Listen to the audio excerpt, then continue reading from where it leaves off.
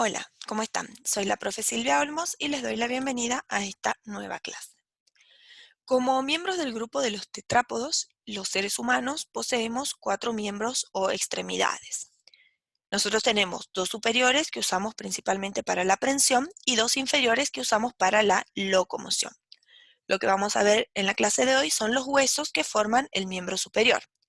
Este miembro está constituido por dos segmentos. La cintura escapular, que tenemos una para cada miembro superior, y la porción libre o móvil.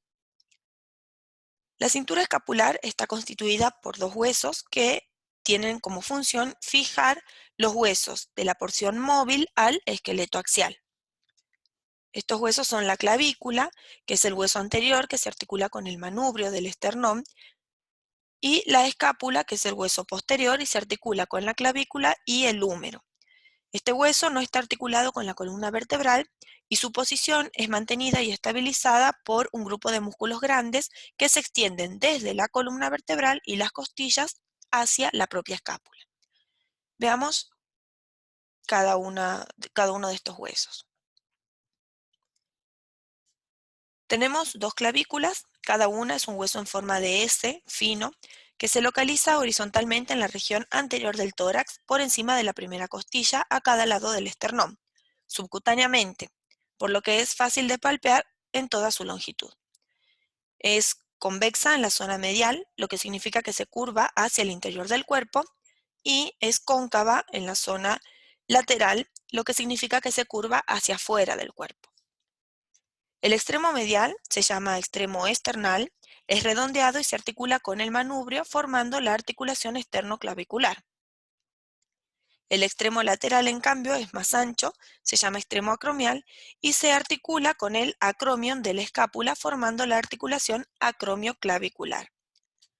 Vamos a encontrar el tubérculo conoideo en la superficie inferior del extremo lateral, que es un punto de inserción para el ligamento conoide, cuya función es fijar la clavícula a la escápula.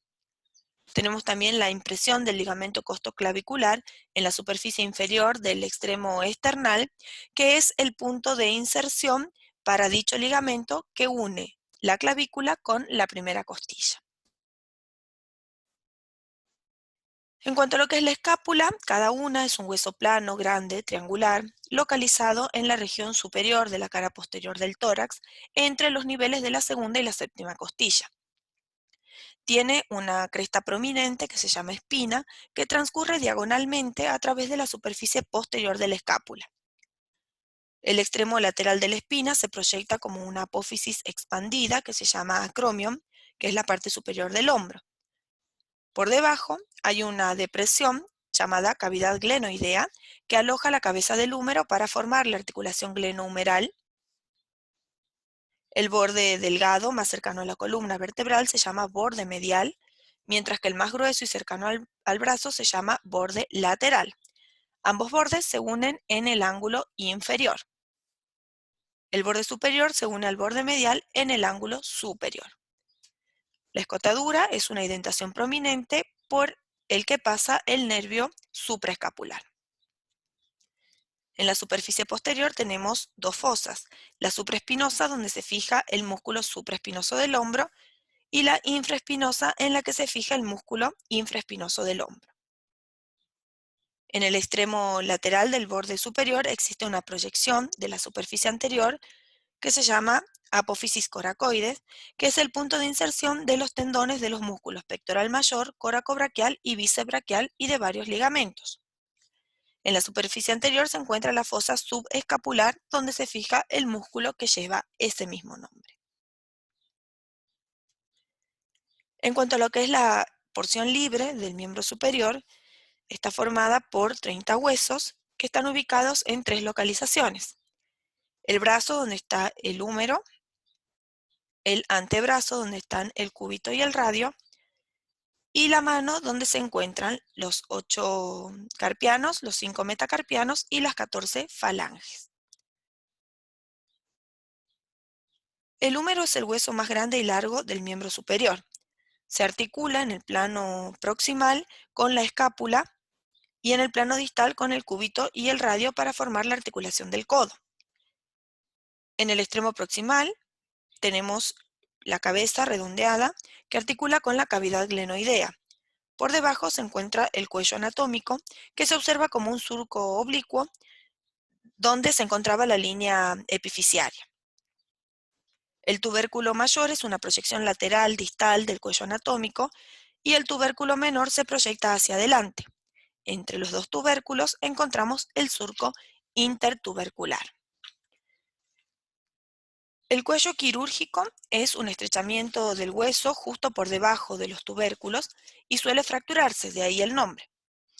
El cuerpo de la apófisis es cilíndrico en su extremo proximal, pero se torna triangular en forma gradual hasta volverse plano y ancho en el extremo distal. La tuberosidad deltoidea está ubicada lateralmente en la parte media y sirve como punto de inserción de los tendones del músculo deltoides, perdón. El surco para el nervio radial se encuentra en la parte posterior. El extremo distal presenta varios reparos. Podemos ver la cabeza del cóndilo o capitulum, que es el botón redondeado en la cara lateral que se articula con la cabeza del radio. Tenemos también la fosa radial, que es una depresión anterior por arriba de la cabeza del cóndilo, que se articula con la cabeza del radio cuando se flexiona el antebrazo. La tróclea se articula con la escotadura del cúbito, la fosa coronoidea, que se encuentra anteriormente y recibe a la apófisis coronoides del cúbito cuando se flexiona el antebrazo. La fosa oleocraniana es una depresión posterior que recibe al alecranon del cúbito cuando se extiende el antebrazo. El epicóndilo medial y el epicóndilo lateral son proyecciones rugosas donde se insertan los tendones de la mayoría de los músculos del antebrazo. En cuanto a lo que es el antebrazo, está formado por dos huesos. El cúbito, que se localiza en la región medial del antebrazo, del lado del meñique. Este presenta un olecranon que forma la prominencia del codo que se encuentra en el extremo proximal, junto con la apófisis coronoides que se articula con la tróclea humeral. La escotadura troqueal es una gran superficie curva que forma parte de la articulación del codo. Por fuera y por debajo de esta se encuentra la escotadura radial que se articula con la cabeza del radio. Inmediatamente por debajo de la apófisis coronoides está la tuberosidad del cúbito, donde se inserta el bíceps braquial. Ya en lo que es el extremo distal, tenemos una cabeza separada de la muñeca por un disco de fibrocartílago. En la cara posterior se localiza la apófisis estiloides, donde se inserta el ligamento colateral del carpo. En cuanto a lo que es el radio, se localiza del lado del pulgar. Es más angosto en su extremo proximal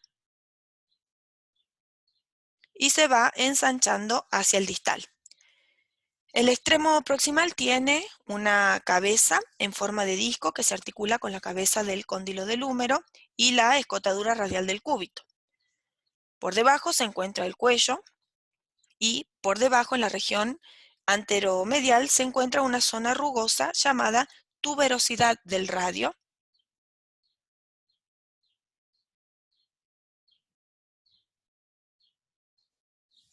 que es el punto de inserción de los tendones del bíceps braquial.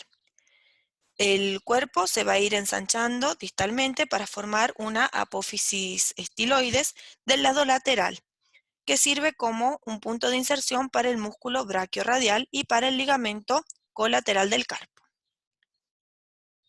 En cuanto a lo que son las articulaciones entre estos huesos o con otros huesos, vamos a ver que ambos se articulan con el húmero en lo que conocemos como la articulación del codo, que se produce en dos lugares.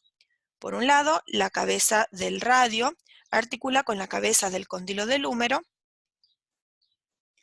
y la escotadura troqueal del cúbito con la tróclea del húmero. El cúbito y el radio además se conectan entre sí en la membrana interósea que es tejido conectivo fibroso, que une los dos cuerpos de estos dos huesos.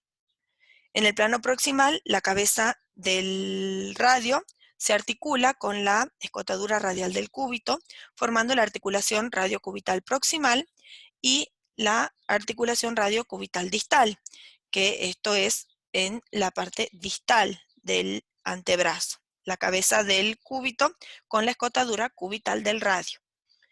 Después tenemos en el extremo distal del radio que se va a articular con tres huesos de la muñeca: el semilunar, el escafoides y el pisiforme, para formar la articulación radiocarpiana. El carpo es la región proximal de la mano, está formada por 8 huesos carpianos unidos entre sí por ligamentos, y sus articulaciones se denominan articulaciones intercarpianas. Están dispuestos en 2 filas transversales de 4 huesos. Sus nombres reflejan su forma. En la fila proximal tenemos el escafoide, el semilunar, el piramidal y el pisiforme, que se articulan con el extremo distal del cúbito y el radio, y la fila distal, que está formada por el trapecio, el trapezoide, el hueso grande y el ganchoso. Estos se articulan con el metacarpo. El metacarpo es la región intermedia de la mano y está formada por los 5 huesos metacarpianos. Cada uno tiene una base proximal, un cuerpo intermedio y una cabeza distal. Se van a enumerar del 1 al 5, comenzando por el pulgar. Las bases se articulan con el carpo para formar las articulaciones carpo-metacarpianas, y las cabezas se articulan con la falange en la articulación metacarpofalángica, que serían lo que conocemos como nudillos. Las falanges son los huesos de los dedos. También se enumeran del 1 al 5 desde el pulgar. Cada una va a presentar una base proximal, un cuerpo y una cabeza distal. Las articulaciones entre las falanges se denominan articulaciones interfalángicas. Y tenemos en total 14 falanges, 3 en cada uno de los dedos, excepto en el pulgar, donde tenemos 2. Las falanges se denominan falange proximal, falange media y falange distal, según la ubicación con respecto al antebrazo. Bueno, esto ha sido todo. Espero que les haya gustado el video y los veo en la próxima clase.